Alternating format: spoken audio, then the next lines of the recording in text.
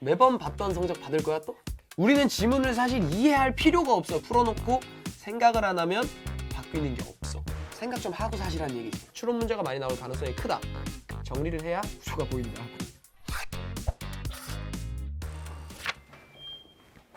안녕하세요. 오, 안녕. 오늘 과외하러 온 김두목 쌤이에요. 선생님 생각 한 번만. 오케이.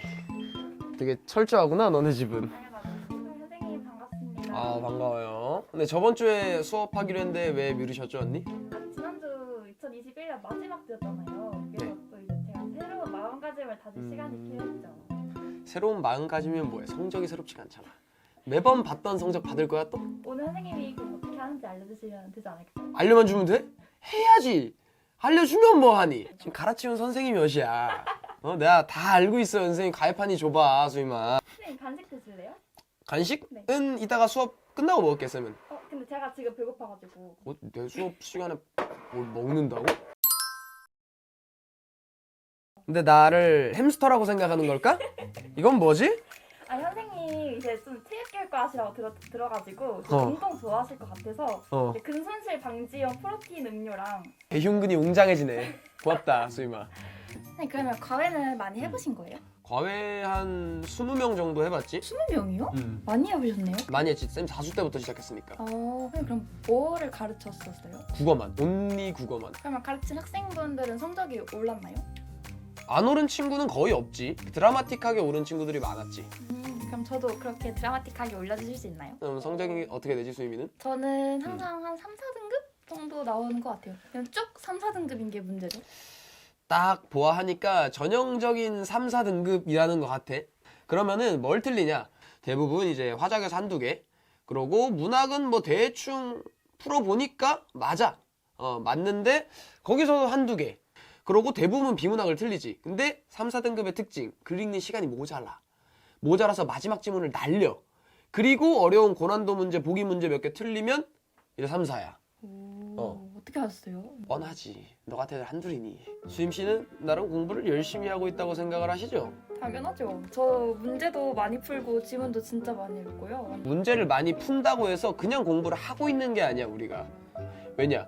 우리가 숨을 쉰다고 해서 숨을 잘 쉬는 건 아니잖아. 그냥 쉬는 거 아니야? 문제는 당연히 푸는 거야. 왜? 우리는 수능을 봐야 되는데 수능은 문제를 푸는 시험이잖아. 문제 푸는 건 당연한 거야. 근데 풀어놓고 생각을 안 하면 바뀌는 게 없어.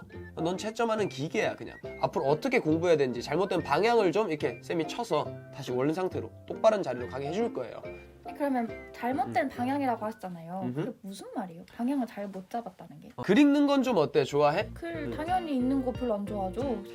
일단 글을 읽을 때 있어서 자세가 중요해요. 글을 읽을 때 이제 뇌과학적으로 증명이 된 사실인데 원치 않는 정보를 눈으로 보면은 안 받아들이는 경향이 있어. 근데 네가 이걸 원한다라고 생각하면 예를 들어 아이돌, 기사 이런 거 읽어봐. 하루 종일 읊을 수 있을걸? 그렇지 않아? 기억이 된다고 머리에. 그래서 글을 좀 읽고 싶다고 생각을 하셔야 돼. 내가 이거 좋아하는 글이다. 좀 암시를 자기가 스스로 하셔야 돼. 그러니까 자기 체면을 약간 걸라는 말씀이시죠? 정말 생각보다 그게 중요해요. 그 자세가. 쌤이 요즘 애들을 많이 가르치다 보니까 음성적 독해라는 걸 되게 많이 하는 것 같아. 글을 읽을 때 어떻게 읽는 거냐면 그냥 글자를 읽기만 해. 정말 읽는 거야. 글이 길어지고 내용이 방대해지잖아. 그럼 음성적 독해를 계속하면 그냥 귀에 이게 소리가 지나가는 거야. 글자가. 머리에 안 들어가고. 그거를 좀 깨부수셔야 돼.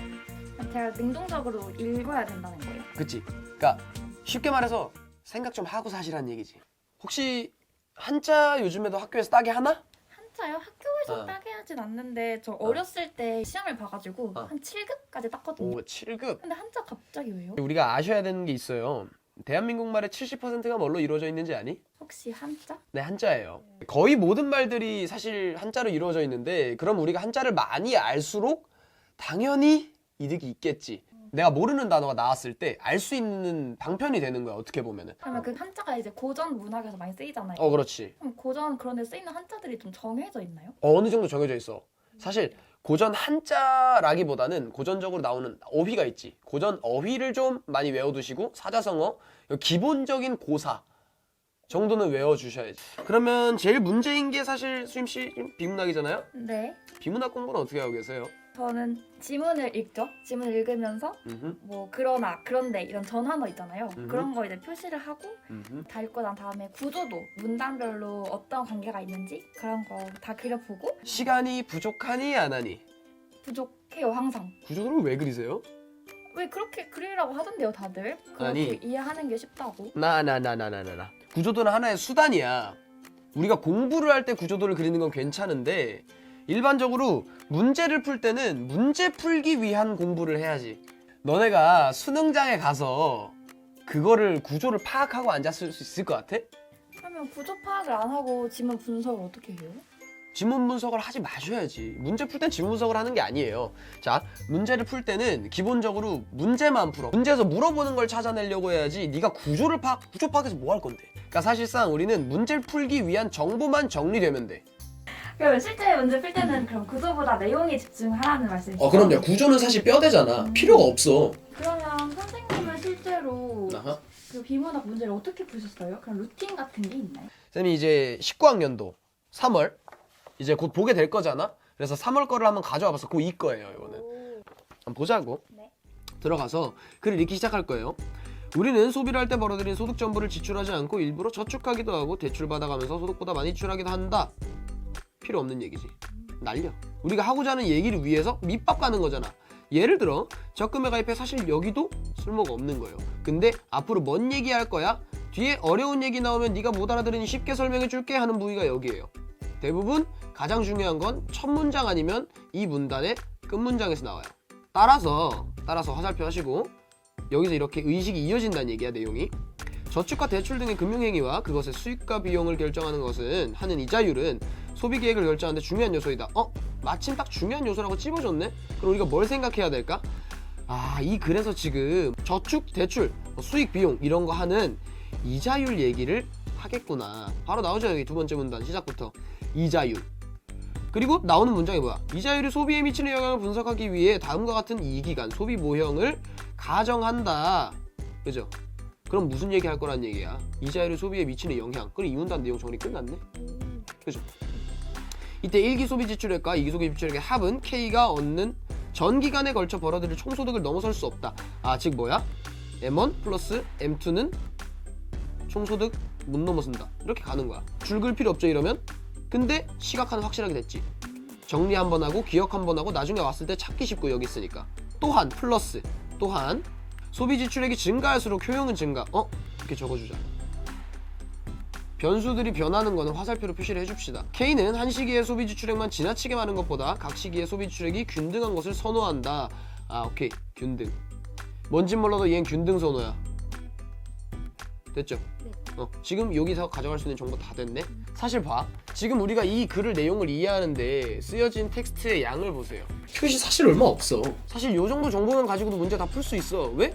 이거 읽었다고 글이 사라지는 게 아니야. 문제 풀 때 다시 돌아올 수 있다고. 그럼 필요한 표시만 해놓고 깔끔하게 내용 정리는.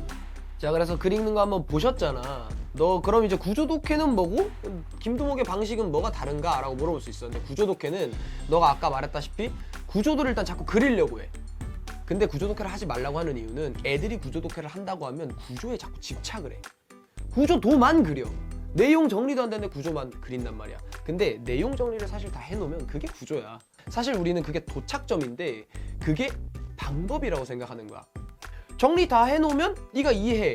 머릿속에 구조가 생긴 거야. 근데 구조를 보고 있으면 안 나오지. 정리가 안 되는데 구조가 어떻게 생겨? 쌤은 어쨌든 글 또한 문제를 푸는 수단이다야. 그래서 결국 문제에 필요한 것만 뽑아가자. 선생님이 그럼 방금 말씀해주신 게 이번 수능 비문학도 진짜 어려웠다고 들었거든요. 어려웠지. 그래서 어려웠어. 다 적용이 되는 건가요? 근데 요번에 수능의 기조가 약간 바뀌었어. 어떻게요? 수능으로 예시를 좀 들어드릴게. 지금 우리가 봤던 경제 문제 있잖아. 일단 길이부터 비교를 해보자고. 보여? 기축통화 문제거든? 그래, 길이가 완전히 바뀌었잖아. 옛날에는 정보량을 많이 주는 걸로 해서 좀 내용 정리를 할 수 있니? 였던 문제였던 것 같아, 확실히. 근데 요번에 수능에서 리트 형식으로 바뀌면서 좀 추론 문제가 많았어. 보시면 내용이 줄어든 것만큼 현상만 설명을 해줘. 그전에는 뭐 예를 들어 뭐 어떻게 된다 그런 이유가 있다라고 설명을 해줬지만 이제는 어느 정도 기본적인 정보만 던져주고 그 현상만 설명하고 그래서 왜 그런 거야? 위에 설명해줬지? 왜 그렇게 되는 거야? 라고 묻기 시작하는 거야. 그래서 앞으로 문제가 어떤 경향으로 나올지 봐야겠지만 추론 문제가 많이 나올 가능성이 크다. 근데 정보 정리도 안 되면 추론 문제는 더 맞출 수가 없겠지. 그래서 정보 정리를 하라고 얘기를 하는 겁니다. 그러면은 쌤 방금 말씀하신 대로 이제 제가 뭐 그런 자세 갖추고 내용에 집중해서 문제 풀고 그렇게 하면 국어 잘 할 수 있게 되는 거예요?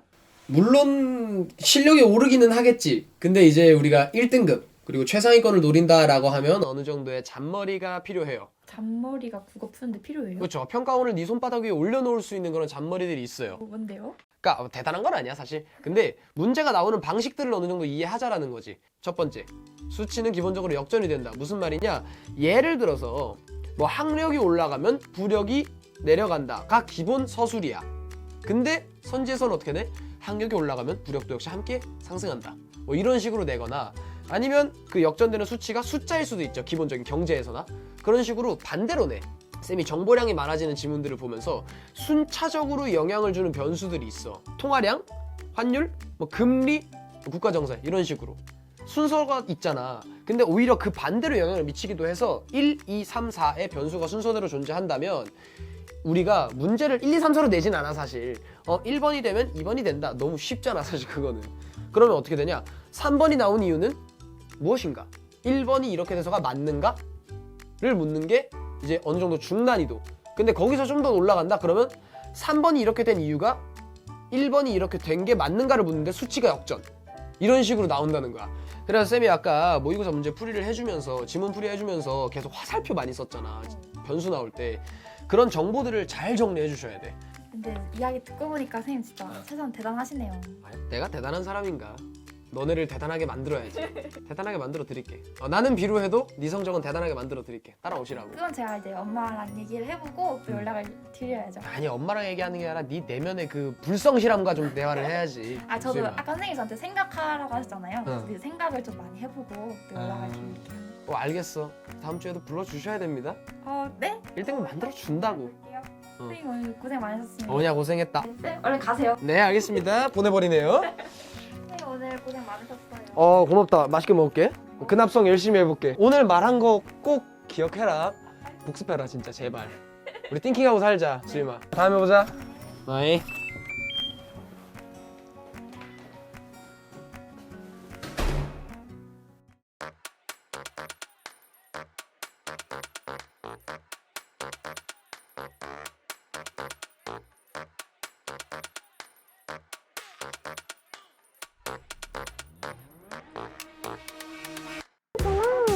단기적인 목표부터 너가 하나하나 설정을 해서 슬럼프가 오는 이유는 쌤이 그거 극복할 수 있는 방법 알고 있거든? 그게 문제야, 수임아. 이 정도면 나 나름 최선을 다했다. 여기서 이 정도 떼고 나름 떼고 그렇게 게을러서 뭐가 됐냐? 공부해.